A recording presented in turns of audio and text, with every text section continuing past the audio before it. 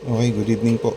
So, yung video na to, para po ito dito kay Tikivi. So, may mga nagtatanong din po kasi sa akin, paano ko raw po ba isineset ito? So, sa akin po, para sa aking battery na 26 or 25.6 volts, ang totoo niyan 24 volts ano. So, ang gamit ko POWM R200AH, 25.6 volts, pero syempre yung pinaka main na common na tawag natin dito na set is 24 volts. So, paano ko raw ba isineset itong TKV na ito? Okay. So, syempre, meron naman tayong manual, ano? Once na bumili tayo ng TKV, nandiyan po yung manual. So, 3 menus lang yung ginagalaw dito. Para sa akin, ano po? So, ito yung settings na mga ginalaw ko. Ano-ano po ba yung mga yon? Okay? So, dito, makikita natin sa menu, merong 1, 2, 3. So, ito, sa number 3, menu number 3, lead acid battery setting menu. So, punta lang tayo sa pangatlong menu. Ano? So, since 24 volts ang gamit natin, hanapin natin tong P. So, makikita nyo, by default, 12. Pero yung sa akin, 24. So, yan po, isa-set nyo lang ng 24. Long press nyo lang yan. Ay, wala. Isa pa. 1, 2, 3. Tapos, set natin ng 1, 2. Yan.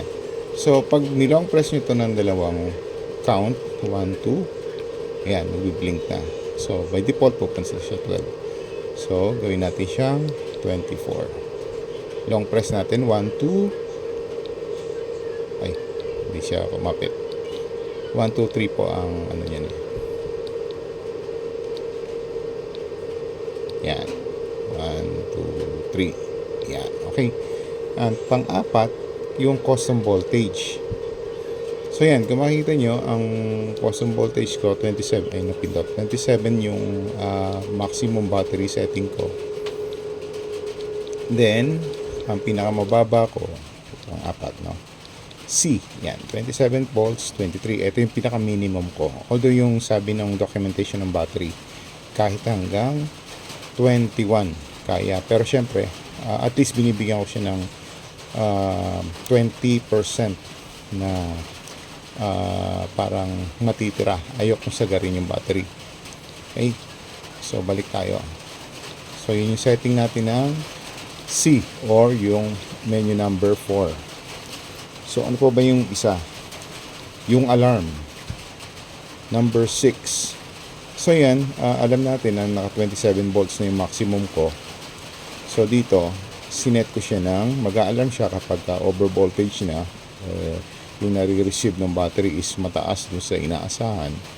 Although ang battery natin is kayang i-charge base sa documentation ng 29.2. But then, nagsaset na ako ng alarm. Okay. Set natin. 1, 2, 6. So, yan. So, sinet ko na siya ng 27.2 at mag-a-alarm siya kapag mababa na 24.2. So, at least sa 24.2, although yung capacity na nilagay natin is 23 yung low voltage ko, but kapag na-detect ni Tekibi na 24.2 na, i-alarm na yung user na, oy, mababa na yung battery mo. So, doon ako magde-decide na, oy, makikita ko dito sa percentage kung at least 30% yung matitira, pwede ko na siyang ibalik sa grid. So, ganun po yung setting ko. So, yun lamang po ang aking maisi-share dito sa Tikibi. Okay, salamat po.